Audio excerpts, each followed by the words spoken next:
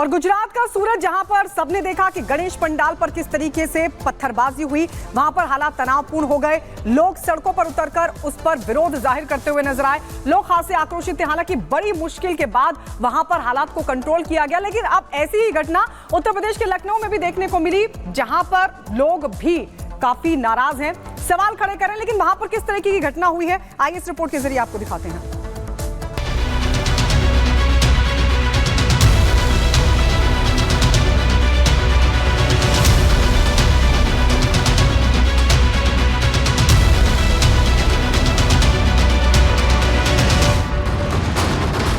नफरत शहर शहर,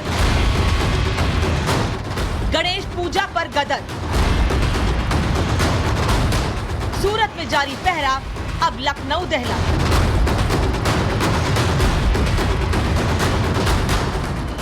सूरत में गणेश पूजा पंडाल पर विशेष समुदाय की पत्थरबाजी को लेकर लोगों का गुस्सा अभी कम भी नहीं हुआ है कि अब उत्तर प्रदेश की राजधानी लखनऊ की शांत फिजा को नफरतियों ने चिंगारी दिखा दी है।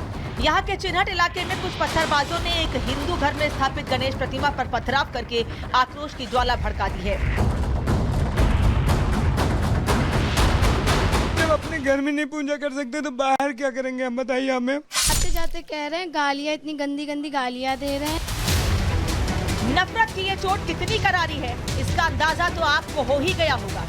लेकिन गणेश पूजा में विघ्न से आहत परिवार ये समझ नहीं पा रहा है कि आखिर एक समुदाय विशेष के लोगों को उनकी आस्था से ऐसी क्या चिढ़ मची कि वो घर में स्थापित गणेश प्रतिमा पर नफरती पत्थर फेंकने से बाज नहीं आए। कलश हमारा खंडित कर दिया, हमारी आरती खंडित कर दी, हमारी 4 दिन की मेहनत को हमने बर्बाद कर दिया, हमारा दीपक बुझ गया था।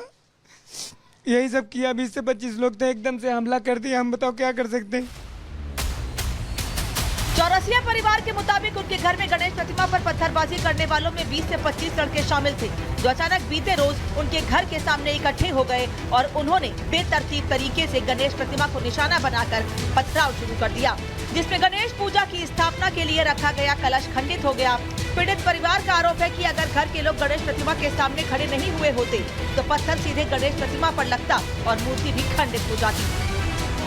इतनी तेज पत्थर मारा, मूर्ति पे मारना चाहता लेकिन मेरे पीठ पे लग गया तो मूर्ति पे नहीं लगा। दोबारा उन्होंने उस पे मारा और वो जाते जाते कह रहे हैं गालियाँ, इतनी गंदी गंदी गालियाँ दे रहे हैं और कह रहे तुम लोग कुछ नहीं कर पाओगे, हम लोगों की आबादी इतनी ज्यादा। इस पूरी घटना की शिकायत मिलने के बाद लखनऊ पुलिस ने संबंधित धाराओं में मुकदमा दर्ज कर लिया है और एक मौलाना सहित 2 लोगों को गिरफ्तार कर लिया है। पुलिस का दावा है कि हालात काबू में हैं, लेकिन सच्चाई ये है कि राजधानी लखनऊ में आस्था पर किए गए इस चोट के खिलाफ लोग भड़क गए हैं। पूरी तरीके से सरकार का मतलब प्रशासन पूरी तरीके से इसमें कार्रवाई कर रहा है। हम लोगों को बहुत उद्वेलित होने की जरूरत नहीं है। प्रशासन जो करेगा उस कार्रवाई पे हम लोगों को विश्वास रखना चाहिए। उत्तर प्रदेश में माहौल बिगाड़ने की साजिश के सामने आने के बाद हमने मुस्लिम पक्ष से भी इस बारे में बातचीत की, लेकिन मुद्दा गरमाने के बाद अब विशेष समुदाय के लोग सीधे इस आरोप से मुकरते नजर आए। मूर्ति अपने गुम्मे से तोड़ी ये लोग ने और इल्जाम दूसरों पे लगा रहे हैं। उन्हें खुद ही पत्थरबाजी, खुद ही गुम्मा लेके मूर्ति पे मारा। वो कोई बदतमीजी अगर किहीन होगा, हम मान रहे बच्चे हैं, बदतमीजी किहीन होगा, लेकिन उसको शॉर्ट निकालना चाहिए। अपने हाथ से इन्होंने मूर्ति ढीले से तोड़ा है। बहरहाल सूरत के बाद राजधानी लखनऊ में गणेश प्रतिमा पर की गई पत्थरबाजी को लेकर लखनऊ का माहौल गर्म हो गया है। देखना यह है कि नफरत के हर वार का हिसाब रखने वाले उत्तर प्रदेश के सीएम योगी इन पत्थरबाजों का क्या हिसाब करते हैं। Bureau report, Republic Bharat. और चलिए अब बात करते हैं हिमाचल के शिमला की संजौली में उस मस्जिद के बारे में जिसको लेकर के विवाद पूरी देश में छाया हुआ है, क्योंकि लगातार प्रदर्शन के बाद अब व्यापार मंडल ने 10 बजे से लेकर बंद का ऐलान किया है। तो बाजार बंद रखने का ऐलान किया गया है व्यापार मंडल की ओर से, क्योंकि जब प्रदर्शनकारी प्रदर्शन कर रहे थे तो लाठीचार्ज के बाद व्यापार मंडल आक्रोश में है और विरोध में पुलिस के खिलाफ भी प्रदर्शन का ऐलान किया गया है व्यापार मंडल की ओर से। और इसी के चलते सुबह 10 बजे से लेकर दोपहर 1 बजे तक बाजार बंद रहेंगे। और ये तस्वीरें बीते कल की है, ये विरोध प्रदर्शन कल का है जब शिमला के उस संजौली में स्थित मस्जिद को लेकर के विवाद लगातार हो रहा है। और बीते पिछले कई दिनों से ये विवाद हो रहा है कि इस मस्जिद के अवैध निर्माण को हटाया जाए। हालांकि ये विवाद जो है वो 14 साल पुराना है, लेकिन हाल ही में जिस तरीके से मारपीट के बाद आरोपी उस मस्जिद में जाकर के छिपे थे, तब से ये मुद्दा गरमाया हुआ है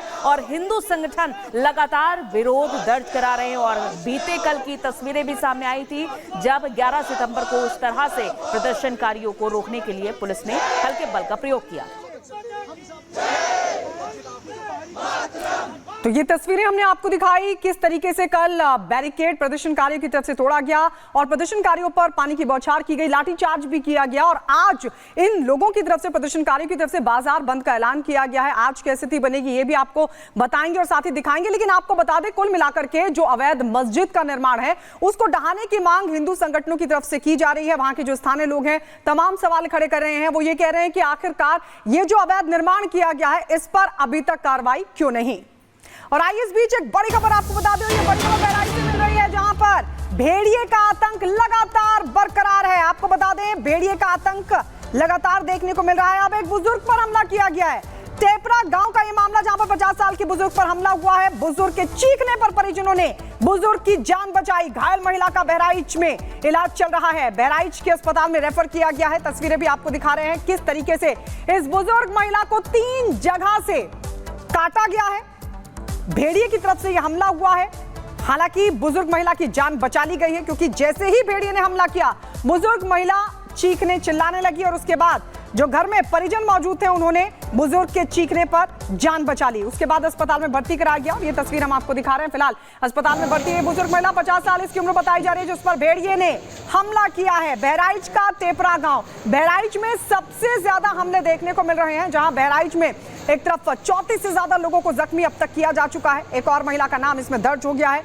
10 लोगों की अभी तक मौत हो चुकी है। 5 भेड़िए पकड़े जा चुके हैं, लेकिन नहीं पकड़ा गया है भेड़ियों का सरदार, लंगड़ा सरदार, जिसको तलाशने की, जिसको पकड़ने की कोशिश लगातार की जा रही है, लेकिन अभी भी वो पकड़ से बाहर है। और यही वजह है कि वो लगातार अब और ज्यादा खूंखार हो गया है, अब और ज्यादा आदमखोर हो गया है। लोगों को टारगेट कर रहा है, बुजुर्गों को टारगेट कर रहा है, बच्चों को टारगेट कर रहा है।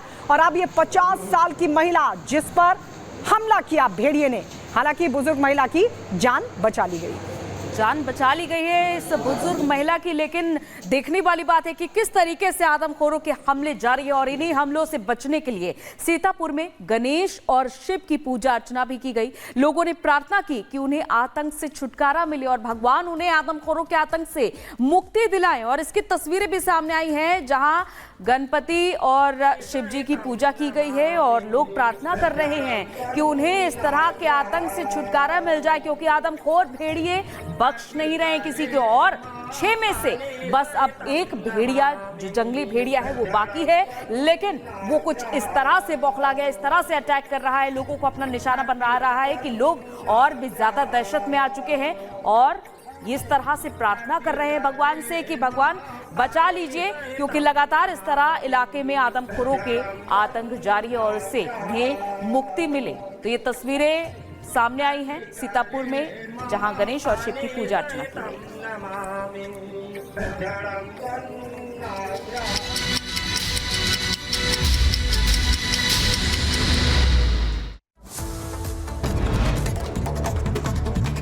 और अब 2 मिनट में भारत कर्नाटक के मंडिया में चले नवतर्थी पत्थर गणेश विसर्जन के दौरान जबरदस्त हिंसा हुई।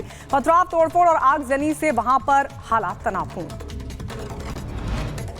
मंडिया के नागमंगला इलाके की घटना, हिंदू पक्ष का आरोप, बद्री कोपुलू गांव में गणेश विसर्जन यात्रा पर धार्मिक स्थल के पास हुआ पथराव।